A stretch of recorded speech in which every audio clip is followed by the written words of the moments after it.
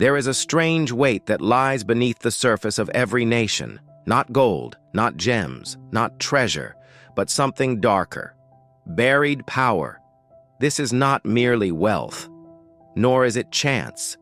It is a promise whispered in the hearts of rulers and outsiders alike. If you control it, you control destiny. But sometimes, that buried power becomes a burden, a curse disguised as a gift.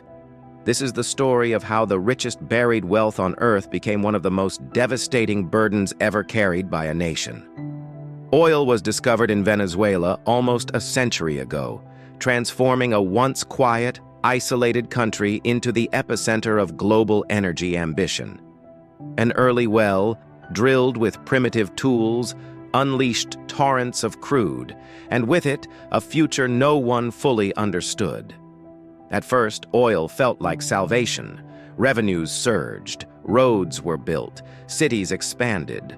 For a moment in history, Venezuela stood among the wealthiest nations in Latin America. Yet beneath that promise, a subtle shift took place. The nation began to depend more on what lay underground than on the lives being built above it. Why did oil, a source of immense wealth, become something capable of unraveling an entire country? There is a phenomenon economists call the resource curse, a paradox where nations rich in natural resources often grow weaker, not stronger. Venezuela sat atop the largest proven oil reserves on Earth, more than 300 billion barrels, more than any other nation. But this vast abundance carried hidden vulnerabilities. The oil was extra-heavy crude, difficult, expensive, and technologically demanding to extract. The economy became dangerously dependent on oil revenue, slowly suffocating other industries. Foreign expertise, once essential to keeping production alive, was pushed aside as national control expanded. The more oil Venezuela possessed below ground, the less resilient its society became above it. Oil did not merely fuel the economy. It magnified every existing fault line. Politically, oil revenues funded ambitious social programs, but also concentrated power and deepened corruption. Economically, global price swings sent shockwaves through government budgets and daily survival. When oil prices collapsed in the 2000s, the consequences were devastating. Agriculture faded, manufacturing declined. A nation that exported black gold increasingly struggled to feed itself.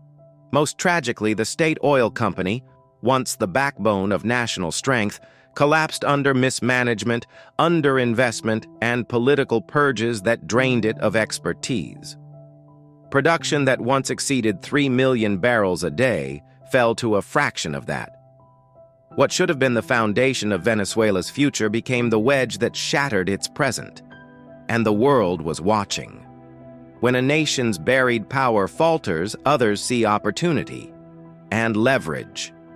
For decades, global powers watched Venezuela's oil politics as something capable of reshaping energy markets and geopolitical balance. Sanctions followed, financial access narrowed, oil sales became constrained, new alliances emerged, oil flowed in exchange for debt, influence, and long-term dependence. Venezuela's buried resource was no longer just a commodity, it became a geopolitical pressure point, even as life inside the country continued to deteriorate. External pressure did not create the collapse, it exploited the vulnerability already born from overdependence. When we speak of a curse, we do not mean fate or superstition, we mean a trap of expectation, of dependency, of unbalanced power. Venezuela's story is not entirely unique. Many nations rich in a single extractable resource struggle to convert that wealth into lasting well-being. But Venezuela's case is especially stark. A nation that should have dominated the global energy map became a warning etched into modern history. Reserves alone do not guarantee prosperity. Wealth without diversification breeds fragility. Control over buried power can cost more than it gives.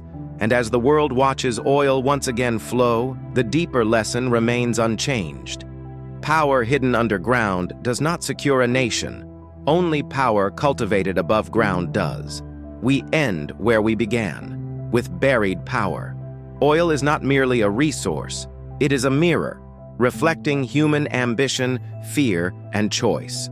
And in Venezuela, it revealed the fragile edge where promise turns into peril. A nation's wealth should empower its people, not define their destiny at the cost of their future.